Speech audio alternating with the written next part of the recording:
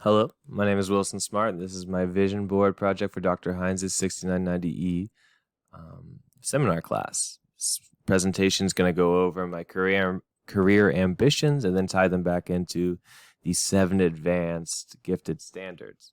So this first slide has a picture of Lao Tzu, because Lao Tzu, the Taoist philosopher, is somebody who does a really good job of explaining my skepticism with systems. And that plays a large role into where I want to go and where I do not want to go as a teacher. So he has a quote that I'm going to read. It's the intellectual man is a danger to the state because he thinks in terms of regulations and laws. He wishes to construct a society like geometry and does not realize that such regulation destroys the living freedom and vigor of the parts. The simpler man, who knows from his own experience the pleasure and efficacy of work conceived and carried out in liberty, is less of a peril when he's in power, for he does not have to be told that law is a dangerous thing and may injure more than it may help. Such a ruler regulates men as little as possible. So this quote really resonates with me because what I've realized is that pretty much all my students are very smart, despite the fact that many of them have test scores that are far below the national average. But there's just these certain things that are getting in their way. A lot of them are systemic. And my biggest job as a teacher is just sort of removing those barriers that are keeping them from being successful. And it's becoming easier to do as long as I keep it in just my classroom.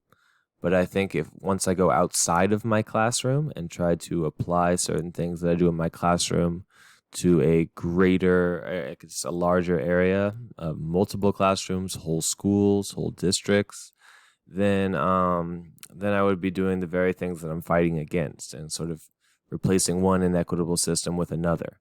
So my biggest ambition as a teacher is to stay the course, stay in my classroom and continue having the greatest job of all time and working with my students. And hopefully I'll be looking something like Lao Tzu by the time I retire and sitting under a tree in flowing robes and a lovely beard.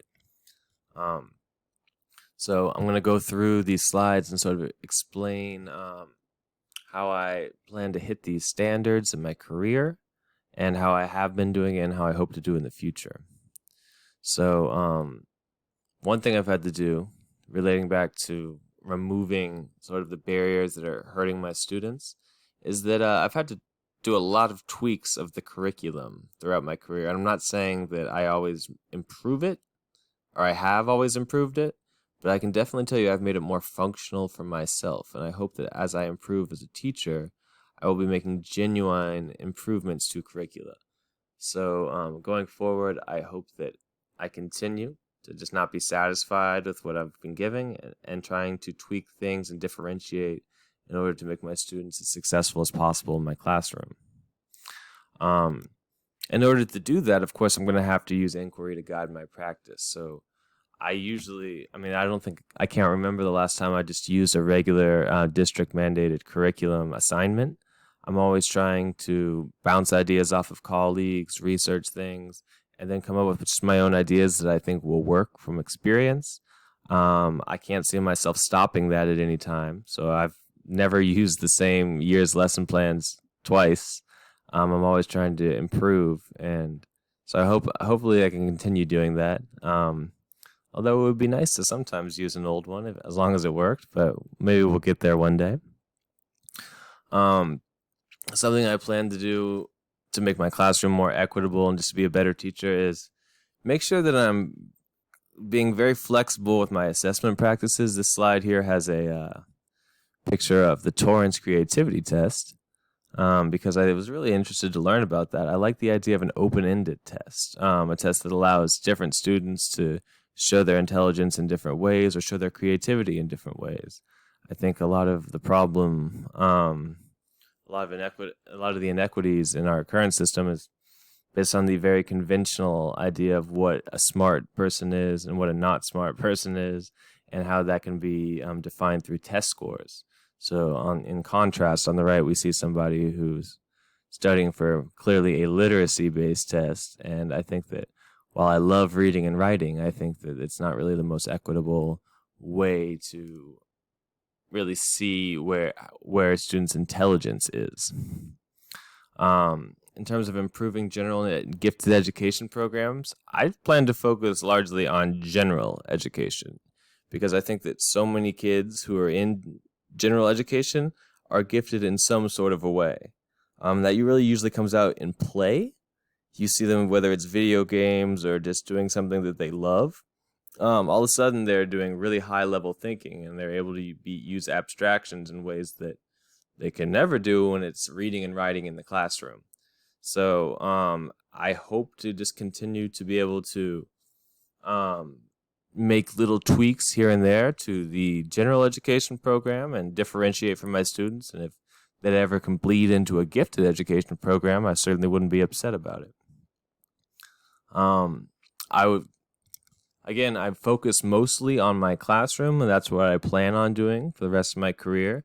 But generally, the more I do that, the more success I have in my classroom, and then the more I'm able to help my colleagues out and help them formulate goals and get a little bit better in their own practice. But one thing is for sure, that what works in my classroom is not necessarily going to work in somebody else's classroom. So while I would hope to be helpful to anybody else, I think we're all, as teachers, on our own journey, and you can't really explain experience, and eventually you got to figure things out on your own, and that's the best way to improve as a teacher. This is about how I hope to be a lifelong learner as a teacher. Again, I can't imagine myself not being a lifelong learner, considering I have so much to learn. And even when I'm successful, I'm still usually failing in a lot of different ways as a teacher. So hopefully, as I continue my career, I can continue learning as well.